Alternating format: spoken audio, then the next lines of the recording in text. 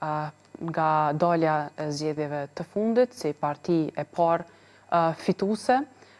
Kemi marrë përgjegjësinë që t'i ftojmë edhe parti tjera politike dhe të ulemi të diskutojmë që ta gjejmë një emër dhe me kë mund të shkojmë si një figurë politike cila do t'ishte konsensuale dhe do mundemi ne t'i arrijmë një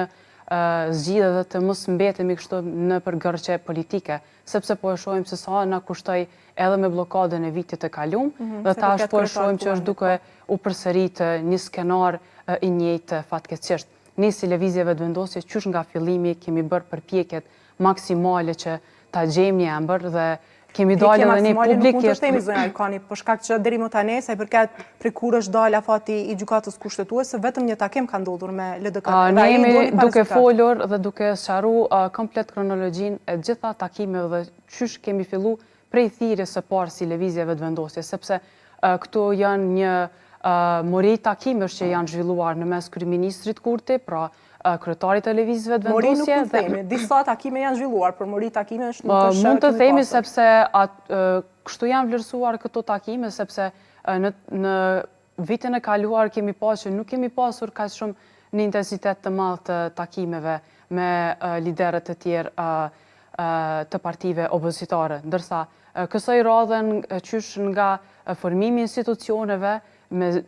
të dala nga zgjedhjet e fundit e kemi pasur që i mundu që në mënyrë maksimale të mundohemi dhe të gjejmë një zgjidhje. Por pse ndodh vetëm një takim kësaj here? Ne kemi filluar edhe takimet të shumta, qysh nga fillimi. Ne kemi dalur edhe me një propozim ku kemi thënë që figura si Murat Jashari do të ishte figura më pranueshme nga të gjitha deputetët, pra nga të gjitha partitë politike në Kosovë, por ja që një gjë e tillë është refuzuar nga vetë i propozuari, mund të themi në fjalë nga ana jonë dhe mandej ne kemi vazhdu edhe kemi propozu edhe emrin edhe deputetin dhe ministrin Andin Hoti dhe kemi pa që i njëjti nuk ka gjetur mbështetje edhe nga partitë të tjera opozitare. Dhe në momentin që ne nuk kemi gjetur një dakordonc me partitë politike, e pam që në momentin që skadoi afati i ish presidentes, ne nga aty kemi pa që është nevoja prapë që të ulemi dhe të konsumojmë të gjitha afatet kushtetuese, por ja që doli presidentja që me vendimi kushtetues i sajna, doli të ishte në kundërshtim me veprimet që ajo mori që vendi duhet të shkojë në zgjedhje dhe ku vendi të shpërndahet, ndërsa në të njëjtën kohë e kemi pa që nuk po arrim që ne të arrim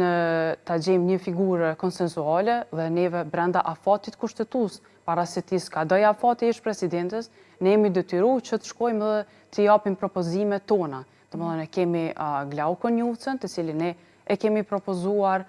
si emër që të hudhet në votim në seancën plenare kur do që vjen, deri në momentet e fundit, por ja që nuk kemi pasur një reagim apo një shej pozitive nga parti tjera që do ta mbështesin. Për momentin janë ende këta dy kandidatët e fundit, Glauko Njufca dhe Fatmire Kolçaku, kandidat potencial për president? Po ne kemi dorëzuar, ne kemi dhënë në shkrimet tona si deputet për të dy. Kuptohet që deputetja në fjalë Fatmire Mullhaxha Kolçaku është propozuar që të përmbushen obligimet kushtetuese kur të propozohet që të jetë edhe një kundërkandidat, sepse ka pasur edhe disa reagime nga qytetarët që çka është krijuar kjo nominim edhe i Fatmirës, ndërsa ne qëndrojmë pas figurës Glaukon Njufcës. Kështu që ka zëra të shumë që edhe me deputet ne si kolegë që rrim bashk edhe nga partitë tjera opozitare, e shohim që Glauku nuk është figurë që nuk është e pranueshme për ta. Por fatkeqësisht janë disa qëndrime partiake të tyre. Mbaj mend që ishte përmendur edhe nga partitë kur ishte kriza për kryetar të kuvendit që e patën përmendur partitë opozitare si një emër potencial të mundshëm që është më unifikues. Por sa i përket çështjes së presidentit,